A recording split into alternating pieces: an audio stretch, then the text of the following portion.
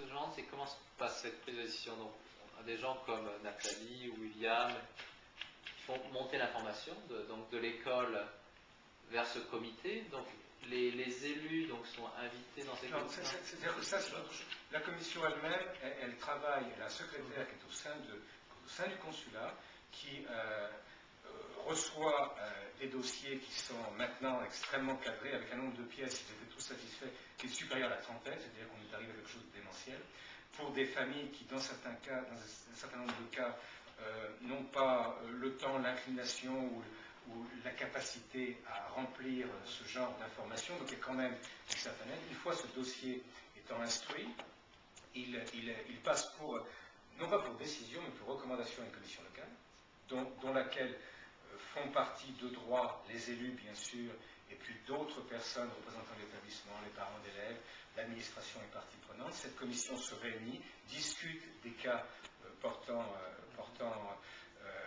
des cas particuliers ou des doutes qu'il peut y avoir, et essaye de faire le travail du mieux de son possible, et avec tout son cœur, et parfois beaucoup d'énergie concernant l'instruction particulière des dossiers. Elle transmet des recommandations à la Commission nationale qui, elle, décide. Et les bourses ne sont définitivement attribuées que lorsque la Commission nationale en décide. Dans un système bien conçu, la Commission nationale devrait entériner strictement les décisions prises par les commissions locales. Ça ne se passe pas toujours comme ça, mais ça devrait se passer comme ça. Donc ça, c'est une grosse partie du travail donc, de l'élu local. Non.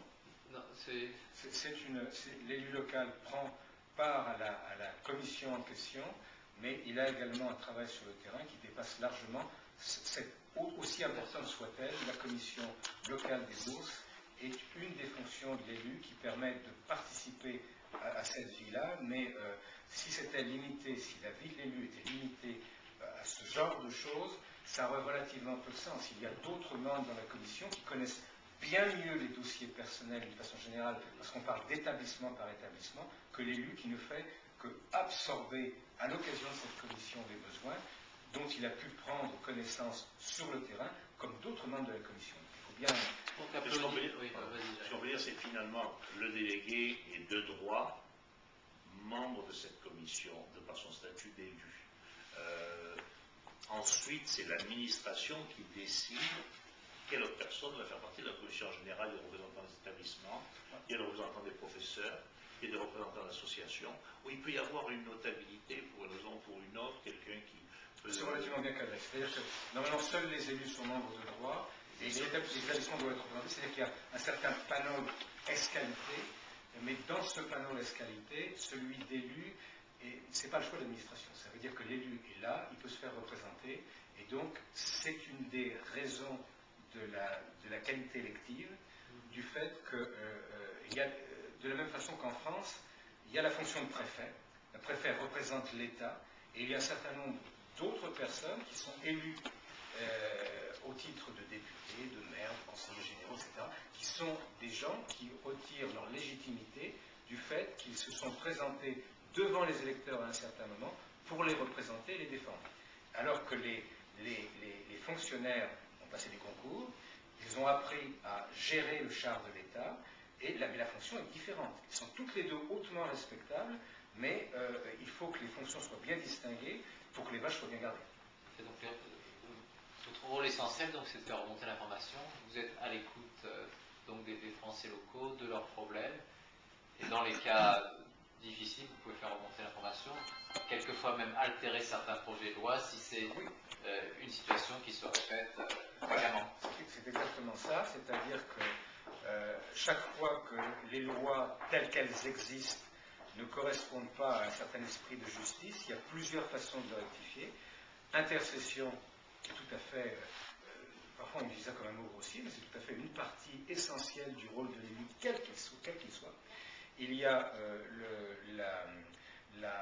le fait que si la situation se répète, comme vient de le dire Allais, ça peut justifier une modification, l'ajout de lois, etc., qui est un travail qui est fait constamment par les parlementaires. Et il y a d'autres voies qui sont des voies standards, l'intervention du médiateur de la République, c'est-à-dire que lorsqu'un Français un citoyen français ou une citoyenne a un problème bien particulier à l'administration, on peut saisir le médiateur de la République.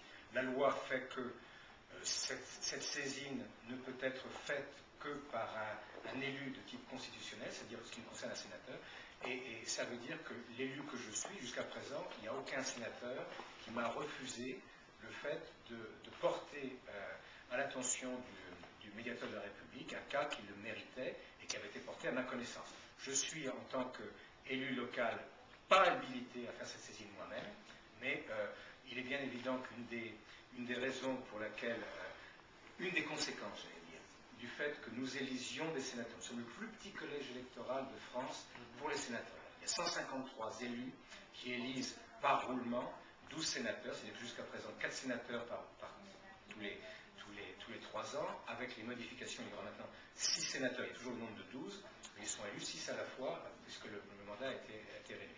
Ça donne quelque chose qui est intéressant, c'est-à-dire que les élus locaux que nous sommes sont en prise directe avec les sénateurs. C'est-à-dire que moi, je représente 4% des voix qui ont contribué à élire tel ou tel sénateur.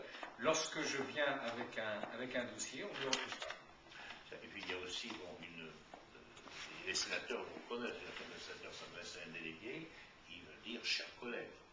Et la tradition aussi à l'Assemblée. Parce que nous sommes collègues à l'Assemblée. Ouais, mais la tradition aussi veut que les sénateurs et les délégués se tutoient. Donc il y a une certaine familiarité, il y a une certaine.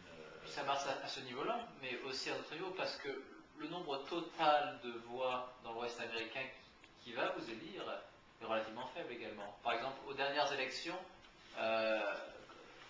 par exemple, on va dire Thalys, on va prendre Thalys par exemple. Vous avez eu combien de voix au total? Je ne me souviens plus véritablement. Mais quelques milliers.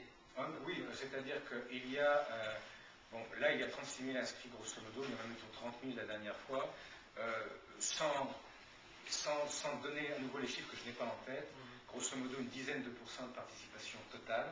Ça veut donc dire que pour l'ensemble des listes en présence, on a été élu par 3 000 personnes, ce qui est très très peu sur l'ensemble de l'Ouest, mais ça n'entame pas, alors même si j'ai entendu des fonctionnaires qui disent voilà encore un autre élu à 4%, etc.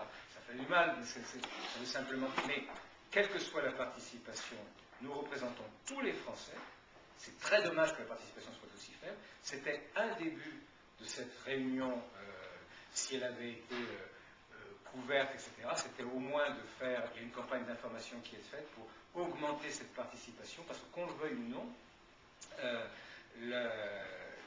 un mandat électif qui suscite aussi peu d'intérêt, beaucoup moins d'intérêt encore que les conseillers régionaux en France, qui sont très mal lotis, on pourrait, et on le fait à tort, mettre en cause la légitimité de l'élu en question. Je crois que nous avons réveillé l'intérêt de ces élections. Peut-être pas de la pleine manière, mais enfin, je vous remercie de toute façon, indépendamment de l'ensemble des choses, d'être venu là en faisant que cette réunion a eu lieu. Elle aurait dû avoir lieu dans des conditions un peu meilleures. Moi, je remercie beaucoup, enfin, la réunion n'est pas terminée, mais je profite de cette occasion pour remercier Alain d'avoir tenu bon et d'avoir quand même tenu cette réunion qui a lieu. Et puis ça montre quand même l'importance d'une vote. S'il n'y a que 3000 votes qui vont élire quand même. Grosso modo, je sais pas. Donc 4 grands électeurs, et c'est 4 sur 153, donc véritable, chaque voix compte dans cette élection. Absolument. Prenez l'exemple des dernières sénatoriales, où, alors là, il y avait eu également quelque chose que je n'aime pas, mais qui se reproduit à chaque type d'élection, locale ou autre, c'est-à-dire qu'une certaine démultiplication, une certaine prolifération des candidats fait que le jeu, l'équilibre normal des élections n'est pas respecté. Et la dernière fois, il y avait eu, à cause d'une multitude de candidats, dont un certain qui était très médiatisé, qui était, pour ne pas le nommer, Dominique Paillet, porte-parole de l'UMP, qui s'est présenté au sénatorial sans avoir une longue pratique, disons, de la représentation des Français de l'étranger, pour le représenter en tant que sénateur, a fait qu'il s'est fallu d'une voix que, non pas Dominique Paillet qui ne pouvait pas être élu, mais il s'est fallu d'une voix pour qu'un sénateur bascule d'un camp à l'autre, peu importe le camp, mais c'était à une voix près de basculement. Donc ça veut dire que, grosso modo, il faut 25 voix pour faire Il a fallu la dernière fois 25 voix pour faire un sénateur. Et donc, cette voix